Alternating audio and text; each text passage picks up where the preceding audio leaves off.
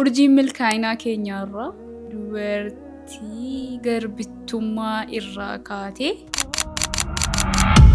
Rabbiin subhaanahu wa ta'aalaa islaamummaa waffaqeen Qur'aana keessatti maqaan ishee akka haga guyyaa yawmal qiyaamaatti akka qara'amu taasise. Isa qofaa miti, gocha isee namoonni harkaanii islaamummaa keessaa tokko kan ta'e hajjiin kan guutamuu danda'u gocha iseen goote sana raawwachuu dabalatee akka ta'e Rabbiin subhaanahu wa ta'aalaa nuuf murteesse. Sagantaan keenya urjii milkaa'inaa jalatti fufeetu jira.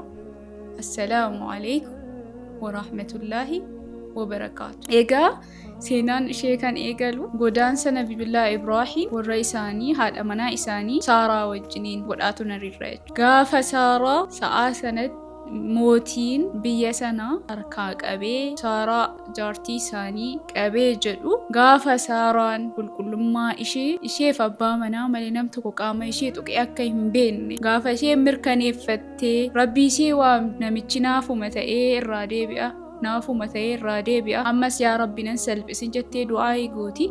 Achii booda niitiin kun waa qabdi narraa baasaa jedhee garbitti illee kenneefi jara akka deeman taasise jechuudha.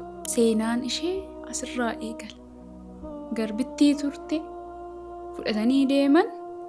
Achii booda yeroo dheeraaf ilma hin qaban ture Nabiyullaa Ibraahiimiif Saaraan ni eeyyamteef fuudhii jette. Nabiyullaa Ibraahiim fuudhanii gaafa jedhan Hajar Ismaa'iliin ulfataatee Nabiyullaa Ismaa'iliin deessi jechuudha. Achii booda Saaraan ala isheen inaaffaa eegaltee jirti. Maatiin ala rabbashamu. Rabbiin subhaanahu wa ta'aalaa akka Hajariif mucaa isaanii gara barahaa geessan, gara Makkaa geessan ajaja sanaan wal qabatee Nabiyullaa Ibraahiim osoo waan tokkotti hin himin galaa qopheessi jedhaniini galaa qopheeffattee baatee mucaa deessee harkatti qabattee jirti. Alaachi gaanii jedhan duddarraa garagalan. Subhaanallah. Asirratti gaa kan Rabbiin subhaanahu wa ta'aalaa seenaadhaaf isii qopheessa. Gaafa Rabbiin keessan seenaa guddaaf isin qopheessuu eegalee qormaata guddaa isin qora jechuudha. Qormaata malee namni eessayyuu ga'u hin jiru. Namni jireenyi hundinuu akkasii yaaddanu gaafa ta'ee jedhe of yaadachuu qaba. Isheen amma ilmoo argadheera. Abbaa manaa kootii wajjin jireenya gaariin jiraadha. Ilmoo jechuun immoo ziinaa addunyaati jettee gaafa sii yaaddu. Nabiyullaa Ibraahiim illee gaafa mucaa kana turanii kaanii argatan ija isaanii dura akka dabsu Rabbiin subhaanahu wa ta'aalaa qormaata guddaa kenneef. Qormaata kana dabarfachuun imaana nu Rabbii keenyaaf qabnu irratti hundaa'a jechuudha.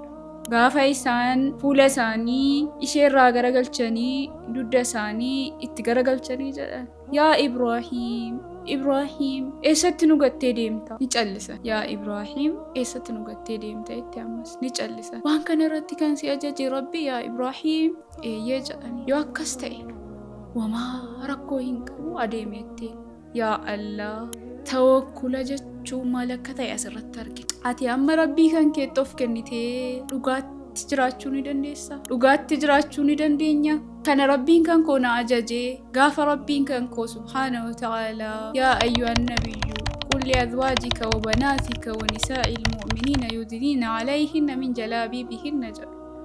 Gaafa ajaja isaa ta'eennaan hundi sirraa garagalu. Gaafa ajaja isaa ta'eennaan mana barnootaatti ari'atamu. Gaafa inni osoo si ajajuu beettee ajaja isaa fudhatte garuu irratti Rabbiin subhaanahu wa ta'aalaa nama galmee nama olaantummaa taata jechuudha. Olaantummaan kamuu harka isaati. Olaantummaa argachuuf qamisiirraa surriin uffatiin olaantummaa argachuuf jilbaaba baafnee iskarbii uffachuun barbaachisa. Maalummaa keenya waan ta'eef jennaan akka dubartummaatti ajaja Rabbii gaafa ta'e Hajariin akka fakkeenyaatti Rabbiin keenya nuu kaa'e. Yoo Rabbiin ta'e kan si ajaje adeemii jettee achi keessa barahaa keessa kan nam tokko hin jirre jireenya isaanii eegalan. Hajariif Ismaa'il jechuudha mucaan sabiyyii. Galaan dhufteellee xumuramte. Mucaan beela'ee boo'uu eegale. Harmisi aannan ba'uu dadhabe. Alanan cinqiin isii qabee rakkina keessa galtee asiifachi fiiguu eegalte. Osoo fiidduu boodarra maal ta'a?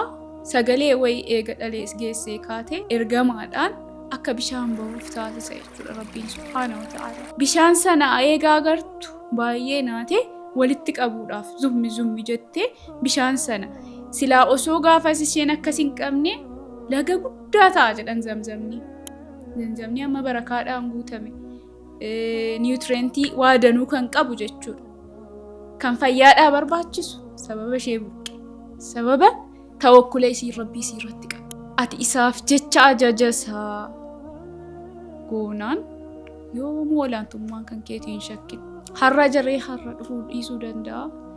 Garuu immoo akiraattis duniyaattis olaantummaan kan kee ta'a.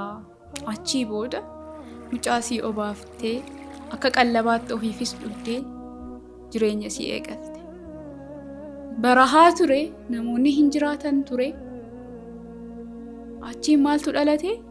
Namoonni ala bishaan arganu naggaadeen garaagaraa achitti walitti qabamuu eegalan. Maal jetteen? Bishaan keerraa nu obaasi gaafa jarreedhan. Yoo isin as jiraattaniin bishaan keerraa isin obaasa. Smart lady jechuudha. Dubartii akkam beektuu taate ilaala. Yoo isin asitti qubattanii bishaan koorraa fayyadamtu jette. Namoota qubachiisuu eegalte. Araboonni achi jiraachuu eegalanii. Ismaa'il araba ta'anii guddatanii. Agartanii zarii jechuun afaan jechuudha. Ismaa'il eenyurraa dhalatan? Ibraahim irraa.